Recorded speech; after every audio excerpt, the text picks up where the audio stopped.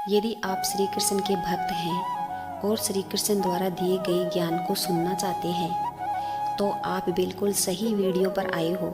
श्री कृष्ण को हम प्रेम के देवता के रूप में जानते हैं और जो भी भक्त पूरी श्रद्धा के साथ भगवान श्री कृष्ण की सेवा करता है उसे भगवान श्री कृष्ण के आशीर्वाद से संसार के हर सुख प्राप्त होते हैं।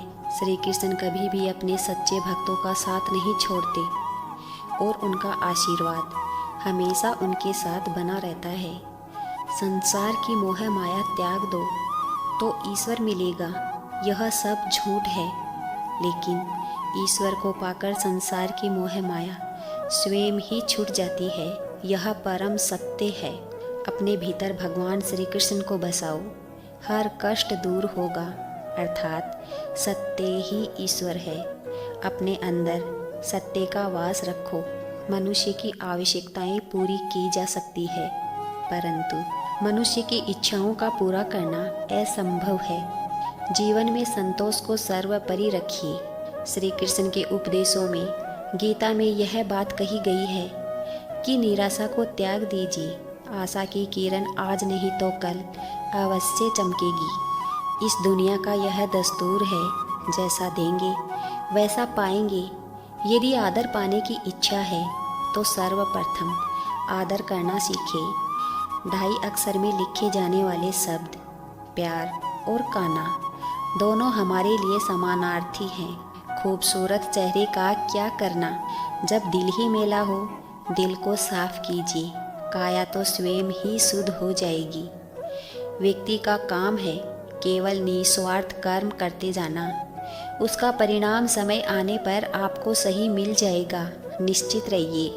दुख की घड़ी में बिल्कुल मत डगमगाए, क्योंकि जिस प्रकार मौसम आते जाते रहते हैं उसी प्रकार सुख दुख का आना जाना भी लगा रहता है। जिस प्रकार भगवान श्री कृष्ण का सुदर्शन चक्र चलता है उसी प्रकार समय का चक्र भी चलता है। बिना विचलित हुए बस अपने लक्ष्य की ओर ध्यान दे और अपना कर्म करते चले जाए। जो आपके साथ हर पल खड़ा रहे उसका हाथ कभी मत छोड़ो।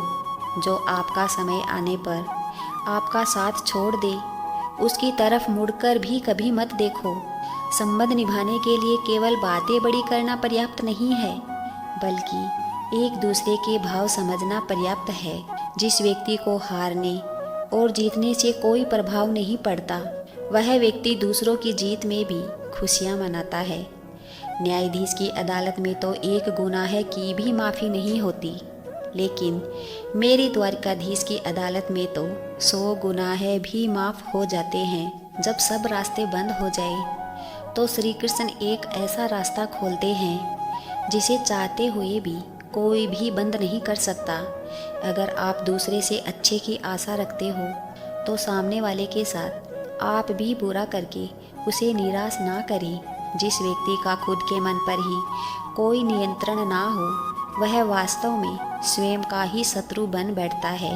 हृदय में बसे रहना, आँखों में छुपे रहना, केवल यही प्रार्थना है। श्री कृष्ण सदा साथ तुम ही रहना। यदि लेने की इच्छा हो तो संस्कार लीजिए, यदि देने की इच्छा हो तो दान दीजिए, यदि छोड़ने की इच्छा हो तो घमंड को छोड़िए, और यदि पाने की इच्छा हो तो श्री कृष्ण का सर पर हाथ पाइए। श्री कृष्ण के स्मरण से शुरू होती है मेरे दिन की शुरुआत।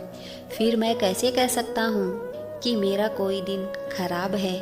श्री कृष्ण से लगन आपका यह लोक ही नहीं बल्कि परलोक भी संवार देती है।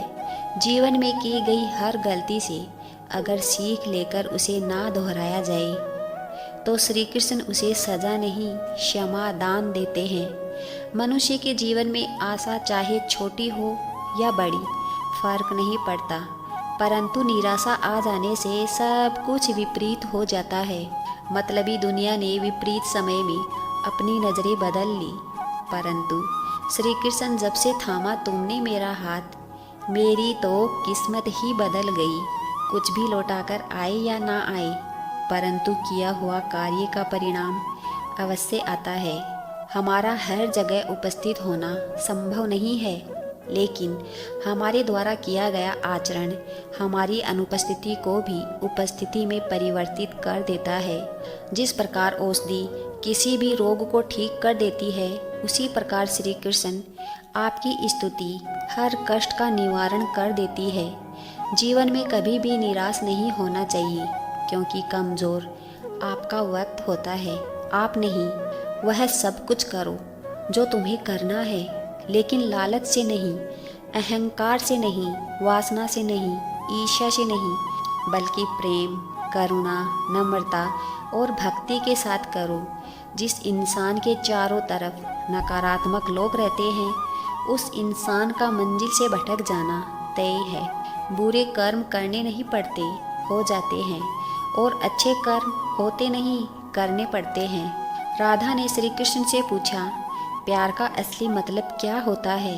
श्री कृष्ण ने हंसकर कहा, जहाँ मतलब होता है वहाँ प्यार ही कहाँ होता है। जीवन में कभी मौका मिले तो किसी के लिए सारथी बनना, स्वार्थी नहीं। असली खुशी की कुंजी यही है कि अपने मन से इच्छाओं के बोझ को हल्का कर दो, अपना दिल अपने काम पर लगाओ, इसके इनाम या परिणाम पर नहीं। अगर आप किसी को छोटा देख रहे हैं तो आप उसे या तो दूर से देख रहे हैं या फिर अपने भीतर के अहंकार से। युद्ध हो या जीवन, सफलता केवल 3 शस्त्रों से ही प्राप्त होती है, धर्म, धैर्य और साहस। वह सब कुछ करो जो तुम्हें करना है, लेकिन लालच, अहंकार, वासना या ईर्ष्या से नहीं, बल्कि प्रेम, करुणा, नम्रता और भक्ति से करो। जो कुछ हुआ अच्छे के लिए हुआ, जो हो रहा है अच्छे के लिए हो रहा है, जो भी होगा वह भी अच्छे के लिए ही होगा।